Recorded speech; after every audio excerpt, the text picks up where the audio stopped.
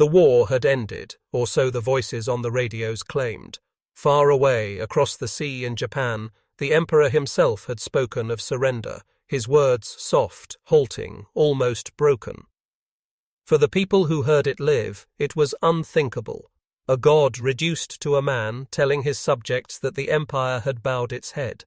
But here, on the tiny island of Peleliu, that announcement was like a rumor carried by the wind. Few believed it, fewer still trusted it.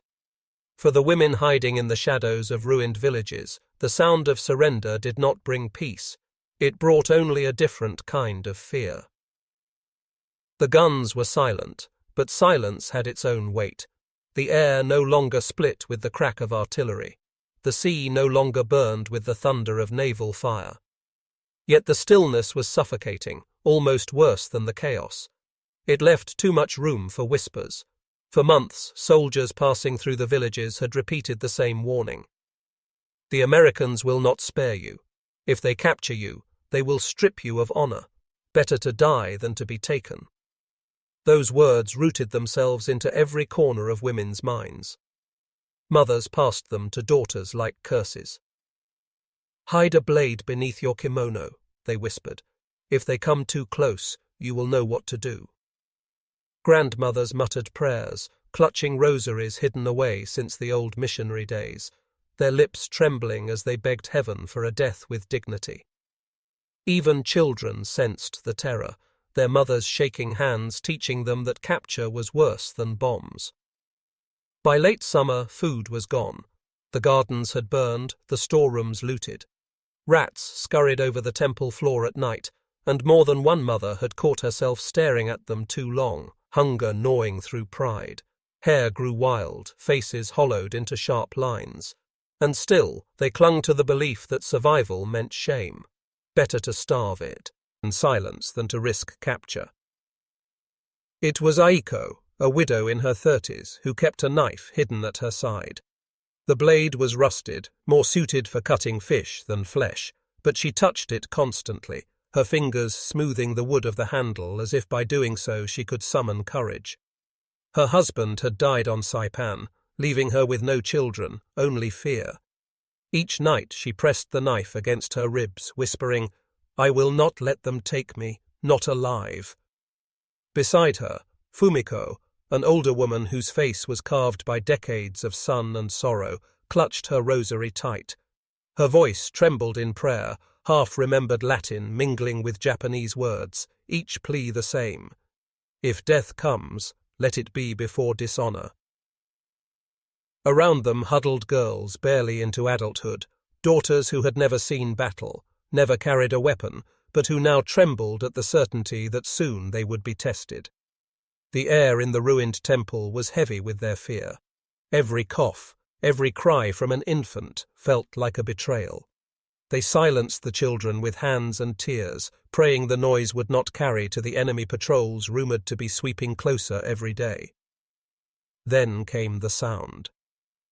At first it was faint, boots striking coral rock, foreign voices drifting through the trees. The women stiffened, blood pounding in their ears. The voices grew clearer, harsher, words jagged and unfamiliar. American voices. They carried authority, sharp commands, the rhythm of men used to being obeyed. The crunch of boots grew louder, closer, until the square outside the temple echoed with their presence. The women pressed themselves tighter against the walls, as if by sheer force of will they could vanish into the wood. Children whimpered. Someone sobbed softly, only to be silenced by a shaking hand.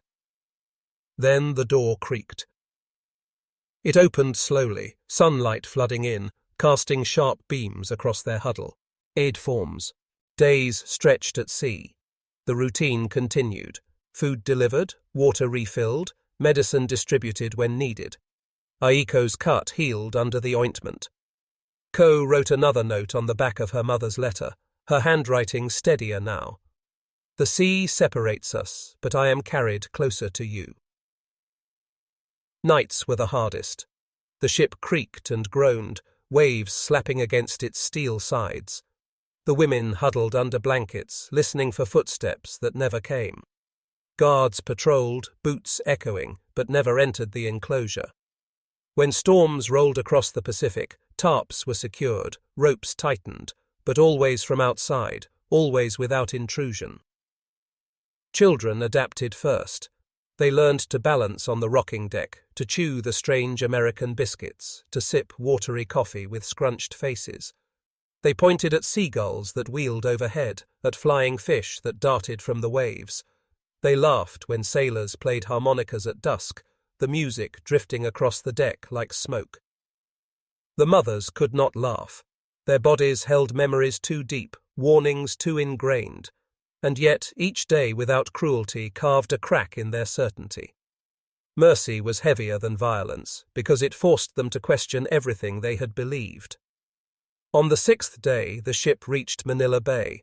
The skyline of the city rose ahead, scarred by war but still standing.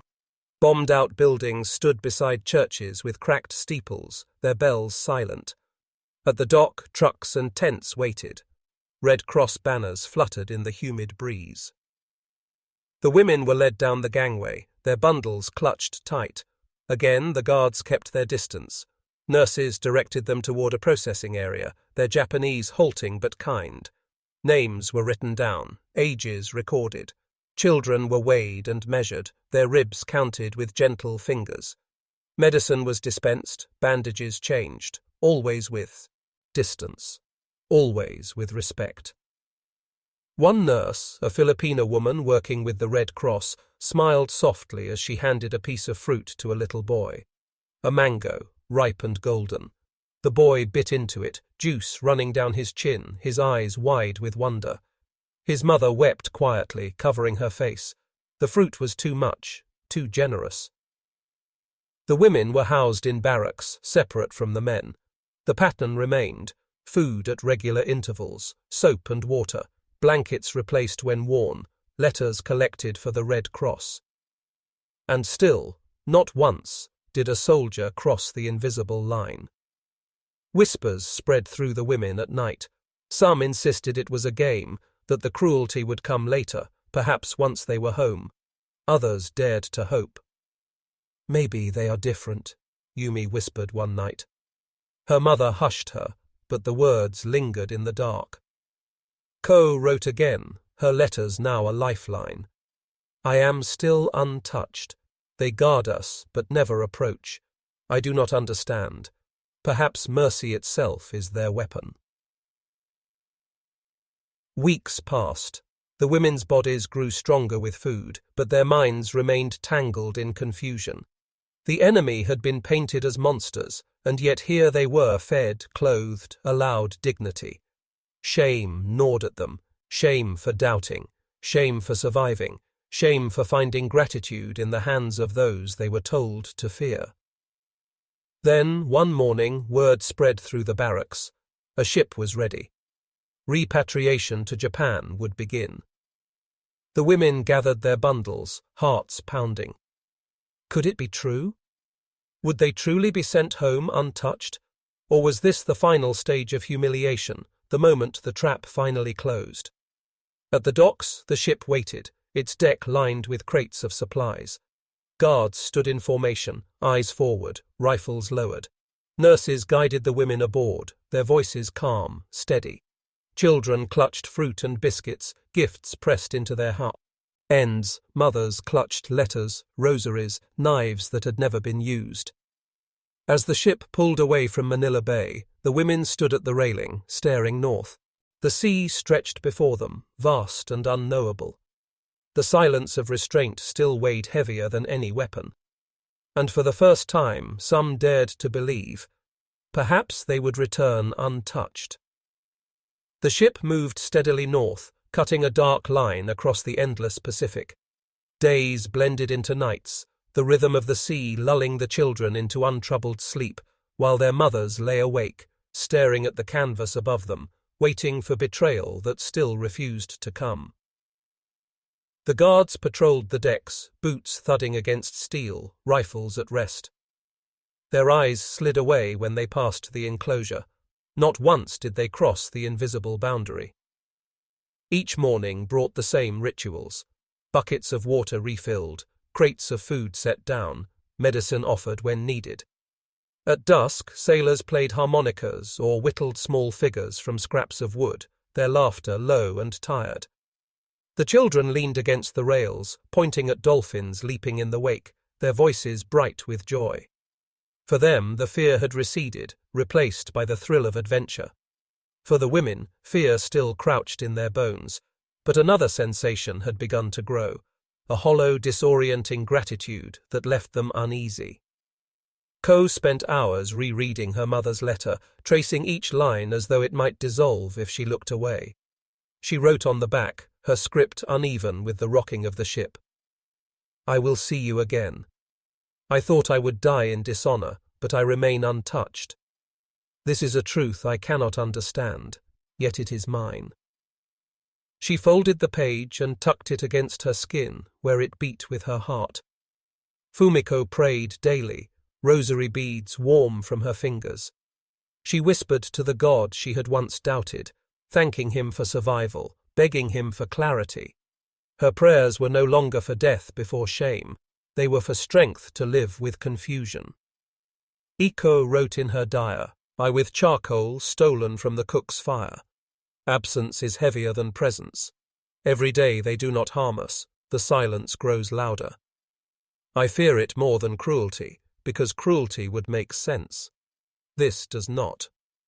She hid the scraps of cloth in her bundle, unsure if anyone would ever read them. The voyage lasted nearly 2 weeks. Storms battered the ship, waves crashing against its sides, but the Americans secured the women's shelter, tying ropes tighter, placing tarps to keep out the rain. Always without touch, always with distance. One night, lightning split the sky, illuminating faces pale with fear. Children cried. Mothers held them close, waiting for panic, waiting for the soldiers to snap. Instead, a Marine set down a lantern just inside the enclosure, then retreated immediately, his shadow shrinking back into the storm. The light glowed steady through the night, a quiet sentinel against chaos. At dawn, the storm had passed.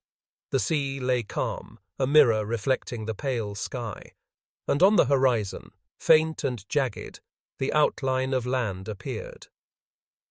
Japan. The women pressed against the railing, straining for a clearer view. Tears welled unbidden. Home, though shattered. Home, though humbled. Home, though nothing like the memory. The ship docked at a port south of Tokyo, a place scarred by bombings, its skyline broken, its streets lined with rubble. Smoke rose faintly from distant chimneys where families tried to rebuild. The dock was crowded with Red Cross workers, Japanese officials, families clutching photographs, searching faces desperately. The women descended the gangway slowly, bundles clutched to their chests. Children clung to mothers' skirts, their eyes wide at the sight of ruins and crowds. Ko spotted her mother in the throng, frail and bent but alive. Their eyes met, and for a moment the world collapsed into that single connection. Ko stumbled forward, dropping her bundle, collapsing into her mother's arms. They clung together, sobbing, their voices tangled with disbelief. Around them, reunions unfolded, mothers embracing daughters, grandmothers clutching children they had feared lost.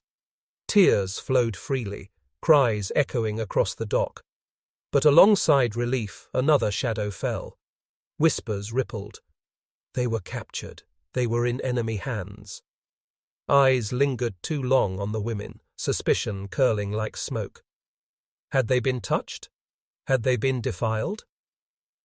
The women tried to explain, but words faltered. They never touched us, they said. They gave us food, blankets, medicine. The statements sounded impossible, even to themselves. Neighbors frowned, disbelieving. The Americans? Mercy? It clashed too sharply with the stories they had grown up with the propaganda that still pulsed through memory. Many of the women fell silent. Better to keep confusion locked inside than to face doubt and shame from their own people. But in private, in diaries, in whispered conversations, the truth survived. Fumiko told her granddaughter years later, "I prayed with rosary in hand, begging for death before dishonor. But when the soldiers came, they gave us blankets and turned away their eyes. That was the day I learned mercy can be more frightening than cruelty." Aiko's diary entries, smudged with time, confessed the same paradox. We were prepared for violation. Instead, they gave us food. We feared hands, but none reached. The absence became a presence. It weighed more than steel. Ko spoke softly to her chill. Dren, long after the ruins of Nagasaki had been rebuilt. I thought I would die ashamed, but the enemy fed me, and I returned untouched. It is a story I cannot tell loudly, because no one believes, but it is the truth that shaped me. Decades passed. Japan rose from ashes, cities rebuilt, streets filled with laughter again. Children played baseball in alleys, women shopped in crowded markets, the scars of war buried under new buildings and new lives. But the women who had lived those days on Peleliu carried their memories quietly. For them, history was not measured in bombs dropped or cities burned, but in silence. The silence of soldiers who did not cross the line. The silence of mercy that unsettled more than cruelty could.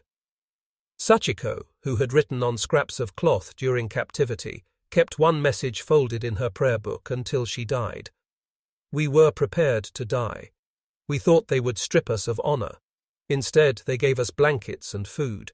They did not even touch us. I will never understand. Perhaps I never will. Historians would later count casualties, trace strategies, argue over battles, but none of that captured the reality of those women. Their war was measured in the moments when nothing happened. No hand reached, no voice mocked, no dignity was stolen. And that absence endured. For some, it was a mercy that gave back life. For others, it was a wound of confusion, a crack in the foundation of belief. But for all, it was unforgettable. Years later, when grandchildren asked, "What did the Americans do to you?" the answer was the same. Spoken with wonder, spoken with disbelief, spoken with tears. They did not touch us, swirled in the light, painting them like ghosts. A figure stepped into the doorway, tall, broad, helmet casting shadow across his face, rifle slung casually against his shoulder. A U.S. Marine. Behind him, more shadows moved, filling the edges of the square. The women froze. Every story, every whispered warning, every poster that screamed of American barbarity crashed down on them in that moment. They waited for the hand that would reach, the insult that would burn, the violation promised as inevitable. Their bodies stiffened, their eyes wide, their hearts thundering in resignation. The Marine spoke. Harsh syllables in English, meaningless but sharp. He repeated them, louder this time, a command that reverberated through the silence. None of the women moved. Their fear was complete. Then another voice joined in. Softer, halting, but familiar. Japanese words spoken by a man, a translator brought by the Americans. "You are prisoners now," he said. "You will not be harmed.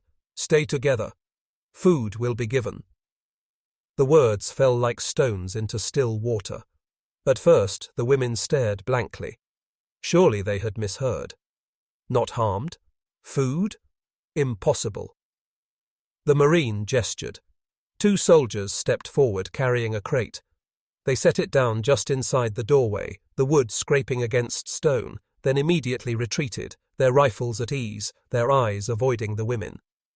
The translator nodded toward the box. "Food, for you." Silence followed. The women stared, trembling, certain it was a trick. Aiko gripped her hidden knife, every nerve screaming that the first woman to move would be seized, dragged away, defiled. She braced for it. But then one mother broke. Her name was Keiko, young, gaunt, her baby nearly too weak to cry. She shuffled forward, her body shaking violently.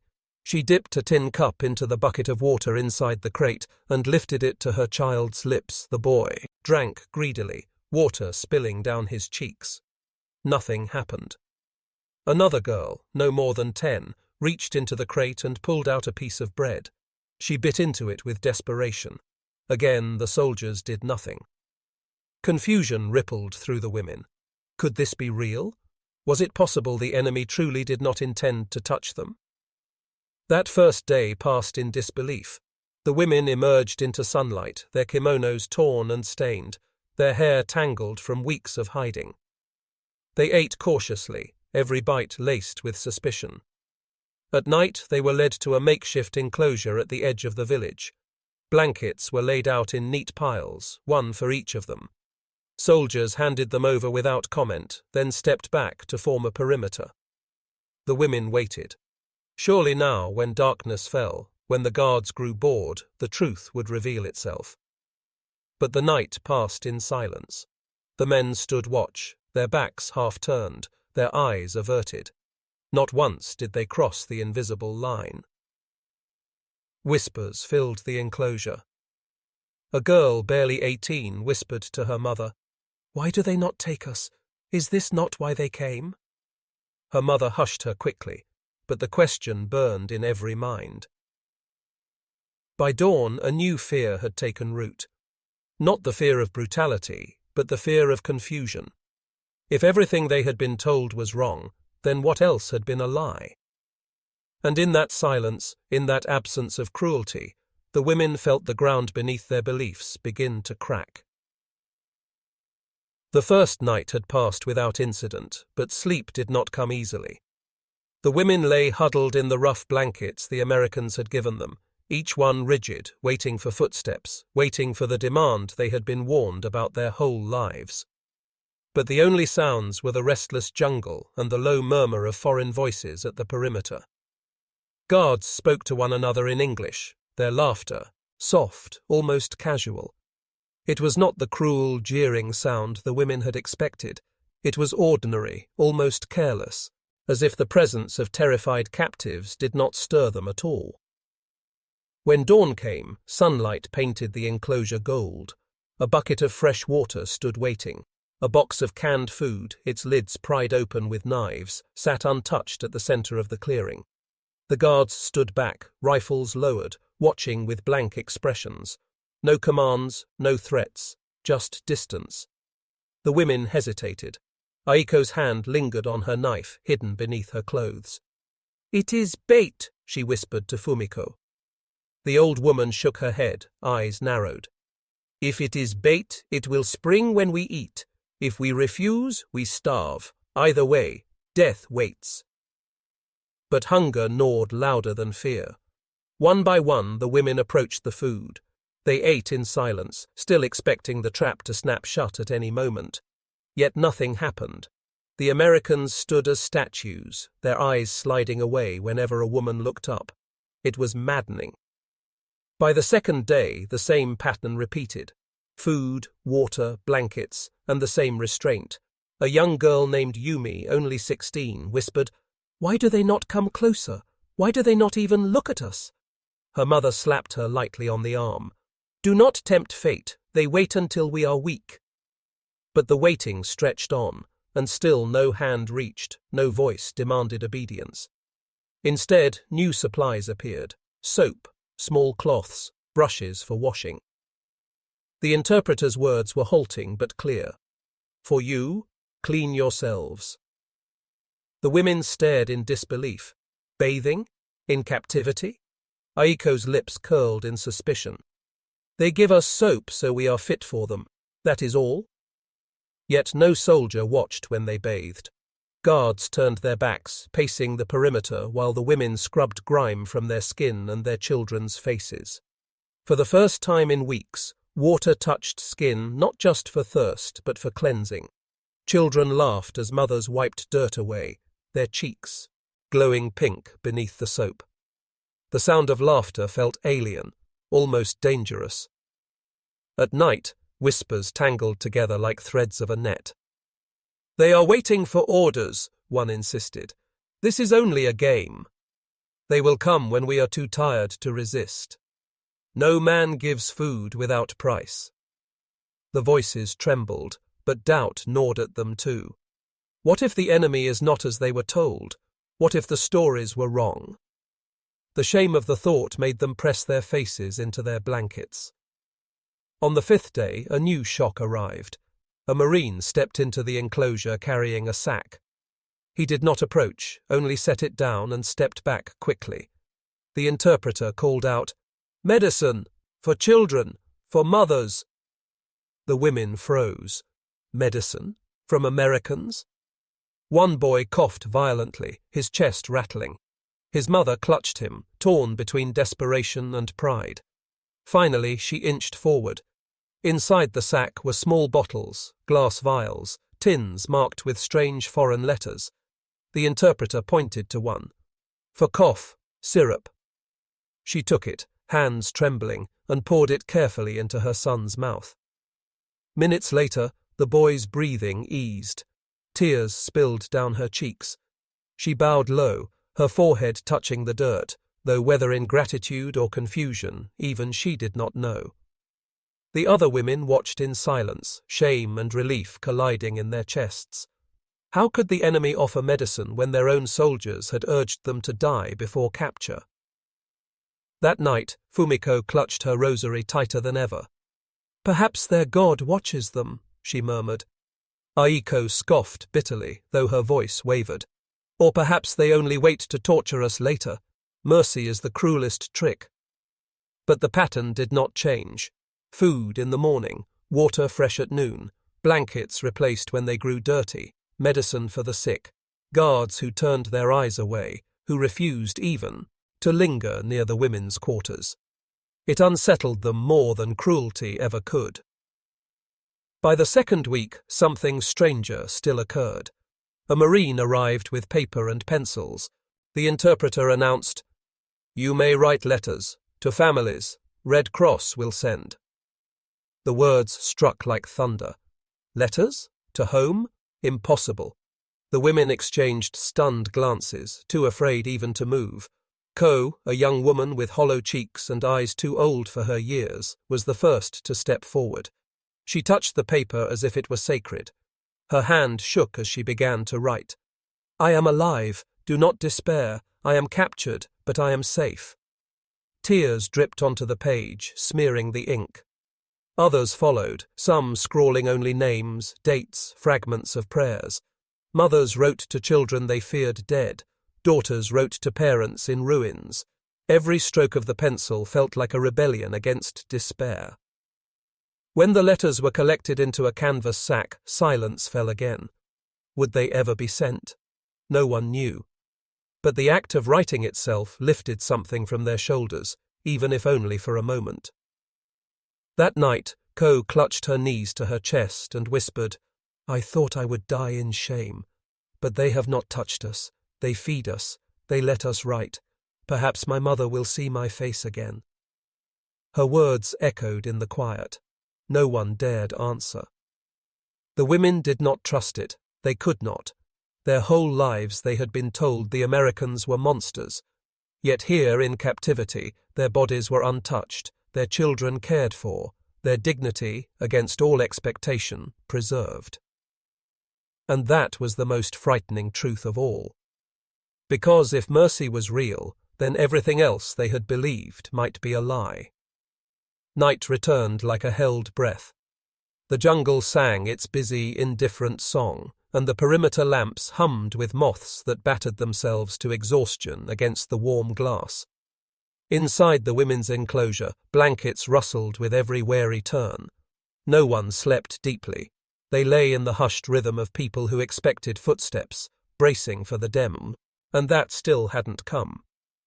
The Americans spoke in low voices beyond the fence, a cadence of routine, not menace. Laughter rose once, brief, careless, ordinary. It startled the women more than a shout would have. How could there be laughter when fear sat like a stone in the chest? At first light, the same arrangement waited. Buckets filled, rations opened, space left between giver and receiver like a chalk line on a floor no one dared cross. The interpreter's voice skated across the morning. "Eat, drink, bathe, we will stand back." The logic of it still didn't fit. Aiko watched a pair of guards trade places, their eyes sliding away from the enclosure the way people avert their gaze from a shrine. She murmured to Fumiko, "They behave as if we are sacred or unclean." Fumiko's rosary clicked softly between her fingers. "Or both," she said. "Sacred because we are women, unclean because we are defeated." Routine began to nest into the days like a reluctant bird. They lined up, counted, washed. They learned the names of sounds, how a truck announced itself long before it appeared, how the click of a safety being checked was not the same as a rifle being raised, how the interpreter's throat cleared in the same way each time before he translated, as if he swallowed his own doubts first. Children chased the milder parts of this new pattern. They learned where the baked light pooled near the fence and spent a few minutes there each afternoon, drowsing like lizards with full stomachs for the first time in weeks. Mothers hated that their bodies responded to food with gratitude, to clean water with relief. Gratitude felt like betrayal when your husband's grave was an island away under broken palms. On the fourth morning after the letters were written, a Red Cross clerk came with a crate, a canvas armband bright against his dusty sleeve. He spoke English too fast for any of them to catch, but the interpreter's voice made the meaning simple. "We will take your letters now. They will go through many hands. It will take time." The women approached by habit now, slowly, suspiciously. Ko pressed her folded page longer than anyone else before letting it go. She had written to Nagasaki. Writing the city's name had felt like carving into wet bark. It bled. The clerk raised the crate, nodded once, and left. For a while the enclosure was nothing but staring, as if the women could see through wood and miles and bureaucracy and watch their words walking. That afternoon, thunder piled above the island. A rain like a sheet fell straight down. The guards scrambled in the comical hurry of men trying to do something useful without drawing too near. They dragged tarps between poles and staked corners with knives that bit easily into softened earth. No one touched a woman. No arm steered a shoulder. They made a roof of fabric and stepped away, water streaming off their helmets. When a gust blew one corner loose, a young private lunged instinctively, then halted mid-stride, glanced at his sergeant and backed out of the enclosure to tie it from outside the fence with a length of cord. The sergeant's voice was quiet and firm, the kind that leaves no trace of itself in the air. The lesson was clear. Help without crossing the line. Yumi, who had been 16 for only a week when the surrender came, counted raindrops as if they were days. She sat near the fence where the dirt turned to thin, slippery clay, knees tucked under her chin. "If they meant to harm us, would they not have done it in the dark?" she said, not so much to her mother as to the dampness itself. Her mother did not answer. Words like that were dangerous to believe out loud.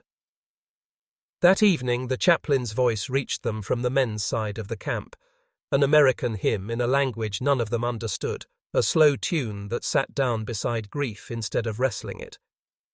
Fumiko's fingers paused on the rosary as if the beads themselves had pricked her. She did not know the words the chaplain used, but the shape of prayer was familiar, the respectful quiet, the way men removed their caps, the stillness that fell like ash. She whispered a line from her grandmother's mass, soft and clumsy in her mouth after so many years. Aiko heard and almost smiled. "Perhaps their God watches them," she said. She meant it half to mock, but the wind lifted the hymn gently over the fence in answer. At dusk, an argument flared outside the gate, two Americans squaring at each other in choppy syllables.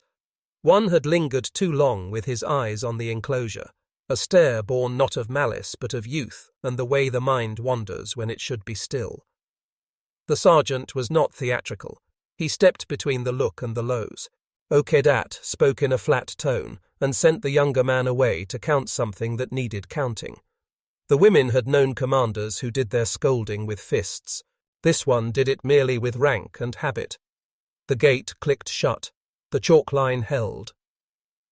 On the seventh morning, a list was read at the fence, the interpreter stumbling over names he had never said aloud.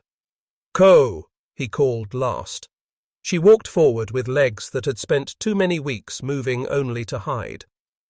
The Red Cross man held a parcel shaped like a letter that had thought better of itself and turned into a small bread. It was simply an envelope thick with extra pages. "From Nagasaki," the interpreter said. Ko's hands refused for a moment to work like hands. She took the envelope and retreated to the lean-to's shade, shielding the paper from the wind with her body. She opened her mother's words with the care of a surgeon. The first lines were tidy, careful, the handwriting of someone who had set a boiling kettle aside so often that steam had thinned the ink. "My daughter, my heart," it began. "I believed you dead." Then came the map of flights and returns, how the August sky had split open like a wound, how the family had left the city for her aunt's village just days before, how the aunt's house had held too many people and too few beds, how they had come back to a city rearranged into a museum of ash. The letter did not say bomb. It did not say whose name the blast belonged to. It said only that the river had gone quiet with bodies, that laundry lines had caught embered leaves and then shirts, that fishers pulled nets heavy with things that fishing could not forgive. "I looked for you twice in dreams and twice in streets that had become hills of broken doors. I did not find you. Now you have found me. I will live to see your face. Eat, obey, live." The last page was not words but pressed emptiness with a few faint smudges where a wrist had rested and trembled. Ko folded the letter on her knees and wept without noise. Yumi touched her shoulder, then let her hand fall. Night. Her of them knew which gestures were permitted anymore. The women gathered around and did the brave thing of pretending not to watch grief too closely, the way villagers keep their eyes gentle when a mother's milk will not come. All that day, Ko's mother's sentences migrated from person to person, as if the paper were porous and words could seep through skin. The idea of a letter crossing oceans and ships and censors and still arriving felt like a miracle that had learned to walk in boots. Even those who had not written began to imagine their words making the long, long swim. It didn't solve the problem in their chests. If the enemy fed your children and delivered your mother's voice to your hands, what did betrayal look like now? Was it the swallow of soup, the shelter of a tarp, or the sudden stray thought that the American who had shown you the pump's handle was someone's son who had also been told a terrible story about monsters the same way you had? The interpreter posted a notice on a board near the gate, a scrap of painted wood that had once declared the price of salted fish. It said the camp would be reorganized. Women and children would be moved to the other side of the road for processing. The word slid in like a knife wrapped in cloth. The rumors made a quick lattice. Processing meant photographs, names taken, medical examinations, transport to a larger place. Processing meant officers and their privileges. Processing meant paperwork and lines that would turn people into columns. They had learned already that columns were kinds of fences you could not see. That evening, a storm shouldered the island from the north. Palm fronds thrashed like prayer flags in a wind that had forgotten its grammar. The guard's world shrank to the drip of water off brims, to the stubborn flame of a lantern sheltering under a mess tin. One of the older Americans, a man whose heart had learned how to be grey even under khaki, came with a coil of rope and fashioned the women a better doorway cover, knot by knot, never stepping past the stake line. He finished, met no one's eyes, and said a single word the interpreter didn't need to translate: dry. Then he went back into the rain as if the night were just another chore. After the storm, the air smelled metal clean. The women wrung blankets and spread them across the fence in a flag of fatigue. Aiko took the bit of charcoal she had used to keep a diary on strips torn from a rice sack and wrote by lantern light, the letters fat and stubborn. We were prepared to die like a coin between teeth. But the men at the perimeter are careful with their eyes. They leave soap where we can reach it. When the sky breaks itself open, they make roofs. The absence of cruelty has become a presence so loud it wakes me. She paused. It embarrassed her to admit a thought that sounded like gratitude. She added a line for honesty's sake. I do not trust what I do not understand. I will be ready if this changes. The next morning, the sergeant she'd seen correcting the young private came to the fence with the interpreter. He had a clipboard in the American style, a board with a spring that clamped paper as if it were a badly behaved dog.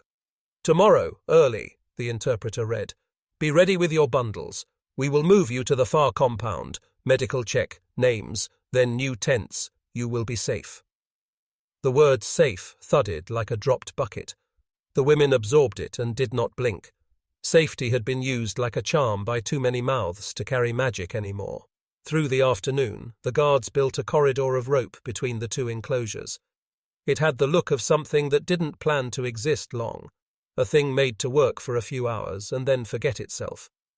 Ko traced the rope with her eyes the way you trace a scar and imagine the blade that made it. Voices on the men's side drifted in and out, a rumor about a transport ship coming around the reef, about a convoy heading north with first priority evacuees, about a paper from headquarters that would take the long way, because every paper did. At sunset, a strange quiet settled. The jungle's evening clatter seemed far away, as if the trees themselves had stepped back. Two nurses walked past the women's fence, white armbands luminous in the last light.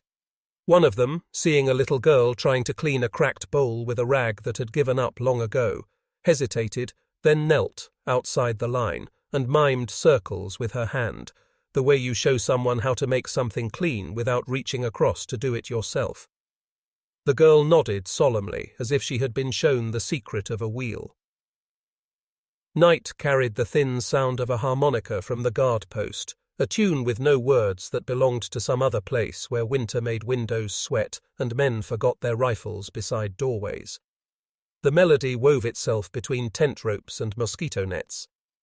Aiko lay awake and let it pass through her like smoke. There had been songs on Saipan, too. Songs didn't mean kindness, but songs were not cruelty either. They were proof of something human the posters had forgotten to include. Before dawn, the women packed. Bundles were small and complicated, containing things that seemed absurd to care about and yet were all anyone could lift. A hair comb with a crack shaped like a river, a child's cloth with a rabbit embroidered too close to the edge, a spoon with a dent that fit one particular mouth. Ko folded her mother's letters inside the waist of her skirt. Fumiko kissed her rosary as if it were a bone that a saint had once owned. Yumi looked at her reflection in a tin lid and did not recognize the new geography of her face. How the cheeks had learned to be hollows, how the eyes had become careful. The rope corridor waited in the early light like a path drawn with a stick in sand. Guards formed a lane, 3 paces back, rifles resting in the crook of elbows, not aimed. The interpreter's voice carried, slow, stay together, we will count you at the other side. The women stepped forward, and for a brief, dissolving second, the whole world was the sound of feet over coral, the whisper of cloth, the vulnerable spin of a child's laugh when he almost tripped and did not. No one touched the child. A guard's hand flicked out a fraction of an inch, then returned to his side, as if he had remembered halfway that mercy sometimes meant absence. The medical tent smelled of carbolic and canvas. A table held papers arranged in neat stacks, a patience of forms. Names were asked and written. Ages were guessed and adjusted because years had become unreliable during hunger. A nurse measured pulses and temperatures, eyes flicking to the interpreter only to keep the rhythm of questions easy. When she needed to examine a wound, she gestured and then looked away while the woman unwrapped her own bandage and showed the injury in a way that seemed to belong to no one. Iko waited and watched the nurse's hands. They were deft but never possessive, precise in the way of people who cared more about the work than about the ownership of the body in front of them.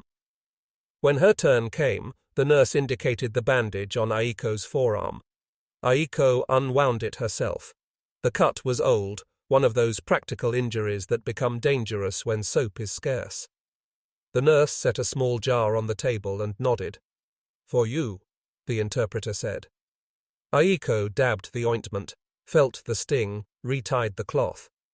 She stepped away, jar in hand, and realized with a small unsteady jolt that no one had laid a finger on her. By midday, the women were in the new tents, bigger, cooler by a degree that felt like generosity. The fence on this side had a gate that opened toward the mess line. The gate was not locked. It was held by habit and a soldier with a pencil behind his ear who checked names as if each name were a bird that could fly away if not counted. Yumi, who measured all thin, G's now against the thinness of her own wrists, said, "If the gate is not locked, then they trust themselves more than they fear us." Fumiko said, "Perhaps they fear what they would do if they did not make rules." Aiko said nothing. She placed her jar beside her bundle with the same care she would have given a newly blown egg. Late afternoon became the kind of heat that makes thoughts slow. The interpreter came once more with a chalkboard scrap. "Transport soon," he read. "Ship will take families to staging port. From there, repatriation." The word was a narrow bridge stretched across a chasm. Home gleamed on the far side, small and difficult to see. That night, Ko wrote a single sentence on the back of her mother's last page, using the margin that had been left for breath. "I do not know how to carry both the ruins and this mercy at once."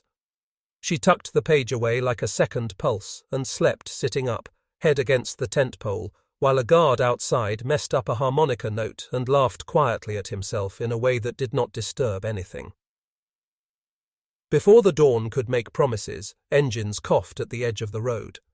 Trucks, a line of them, grey with the dust of 100 errands. The sergeant's voice moved along the fence. "Bundles. Now." The chalk line between bodies held. The rope corridor would be walked again. Somewhere beyond the palms, a ship blew a short, practical horn. The women rose, lifted what they owned, and stepped toward whatever it meant to live.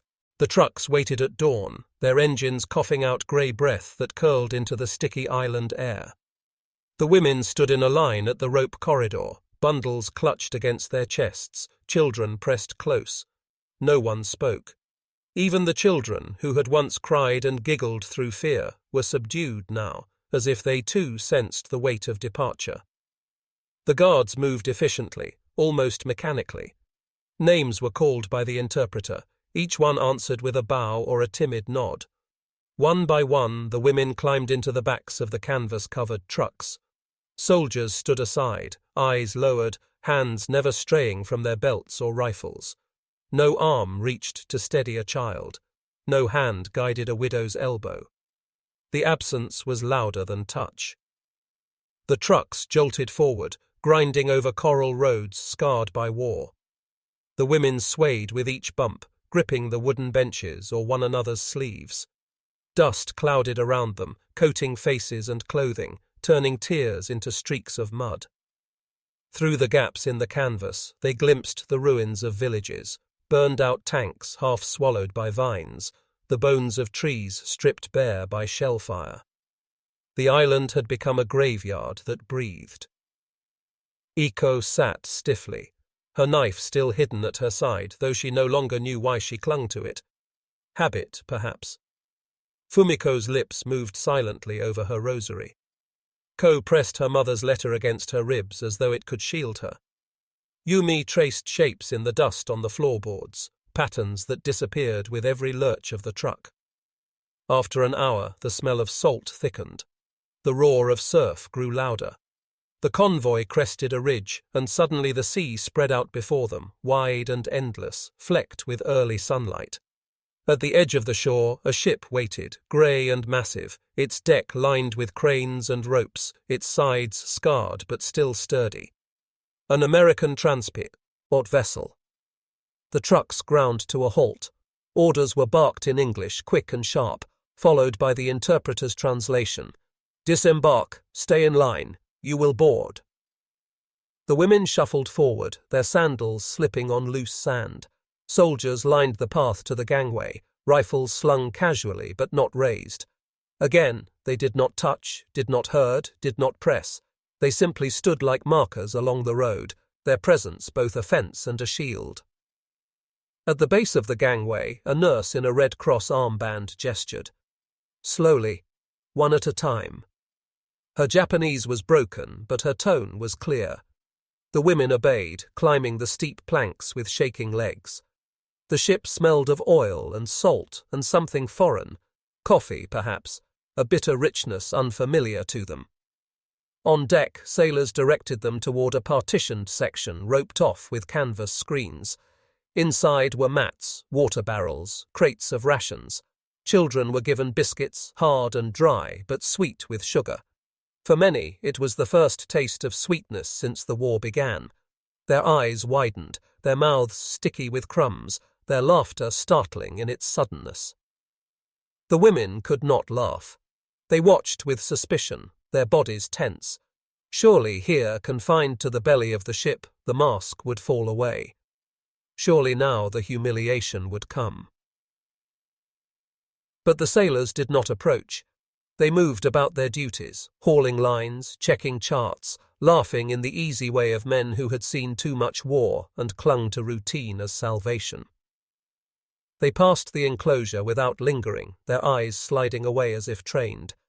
Guards remained at the perimeter, rifles at rest, always at a distance. The ship lurched as engines roared. The island shrank behind them, green and broken, fading into haze. For many of the women, leaving Peleliu was a relief tangled with fear. Ahead lay the unknown. Behind lay grave. And ghosts.